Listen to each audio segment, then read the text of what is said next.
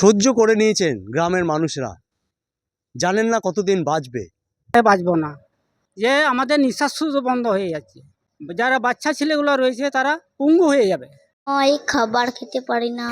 পানাগড় শিল্প তালুকে এলাকার মানুষের কর্মসংস্থানের জন্য একাধিক কলকারখানা তৈরি হয়, কিন্তু এরই মধ্যে কয়েকটি কারখানায় বিষাক্ত গন্ধের দীর্ঘ কয়েক মাস ধরে এলাকার মানুষ কঠিন সমস্যার মধ্যে দিয়ে দিন কাটাচ্ছে। মুখের সামনে খাবার থাকলেও খেতে পারছেন না এলাকার ছোট ছোট বাচ্চারা। এতটাই বিষাক্ত দুর্গন্ধ যে সারাদিন ভালো করে খাওয়া তো দূরের কথা, নিঃশ্বাসও নিতে পারছে না। অভিভাবক থেকে এলাকার শিক্ষক, সাধারণ মানুষ সকলেই একটাই আবেদন প্রশাসনের কাছে, দীর্ঘদিন ধরে কারখানা বেঁচে থাকুক, সঙ্গে যেন এলাকার মানুষও সুস্থভাবে বেঁচে থাকে সেই ব্যবস্থাই গ্রহণ করুন। বলেছি, এখনো বলছি, যখন গ্যাসটা ছাড়ে ছেলেদের বমি, অনেকে বমি করে, কেউ কেউ বমি বলে স্যার বমি বমি লাগছে, অনেকে খেতে পারে না। এই জন্য এই দূষণটাকে ইমিডিয়েট বন্ধ করা উচিত। আমি আগেও বলেছি, এখনও বলছি, এটা খুবই খারাপ ছেলেদের জন্য, স্বাস্থ্যের জন্য, এর জন্য, পরিবেশের জন্য, এখানকার মানুষের জন্য। এটাকে বন্ধ করা দরকার। এবার যা ডিসিশন নেবে গভর্নমেন্ট সেটাই হবে। এটা খুবই ইমিডিয়েট বন্ধ করা দরকার।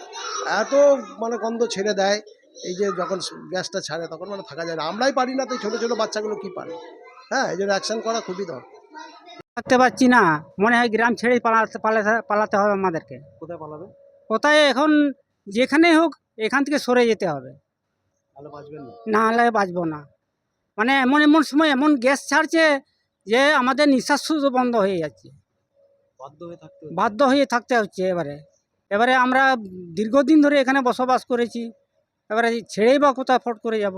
তাদের তো আরও কষ্ট। আমরা তো যাই হোক বয়স হয়ে গেছি, এমনিতেও মরবো কিন্তু আমাদের নিচে যারা রয়েছে, যারা বাচ্চা ছেলেগুলো রয়েছে তারা পঙ্গু হয়ে যাবে।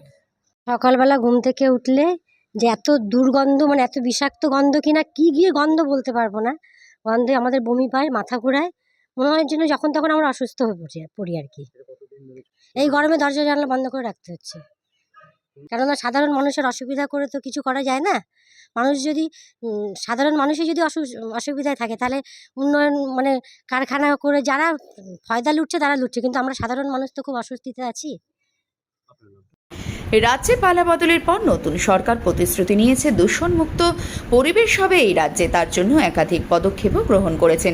পানাগড় শিল্প তালুকের এই বিষাক্ত গন্ধের বিষয়ে পুনর্নগর উন্নয়ন মন্ত্রী অগ্নিমিত্রা পাল জানান, 5 বছর ধরে বহুবার বলেছি পলিউশন কমান। সেরকম পানাগড়ও যদি মনে করে থাকেন যে এখনো তারা পলিউশন করে যাচ্ছে, পলিউশন বন্ধ করার মেশিন আছে, কিন্তু সেই মেশিনগুলো তারা চালায় না, কারণ চালালে ইলেকট্রিসিটি উঠবে, তারা সেই দায়িত্বটা নেয় না। কিন্তু দায়িত্ব নিতে হবে। 15 বছর পলিউশনে মানুষ ভুগেছে, ক্যান্সার হয়েছে, লাং ক্যান্সার হয়েছে, টিবি হয়েছে। শুভেন্দু অধিকারীর সরকারে কিন্তু আপনি প্রফিট করবেন আর পলিউশন করে যাবেন, দুটো কিন্তু একসাথে হবে। গ্রামের মানুষরা বলছেন সহ্য করে নিয়েছি, জানি না কতদিন বাঁচবো, তবে নতুন প্রজন্মরা কিভাবে বাঁচবে সেটা নিয়েই তারা আতঙ্কে রয়েছে। পানাগড় থেকে সুভাষ দাস, সারা বাংলা দর্পণ।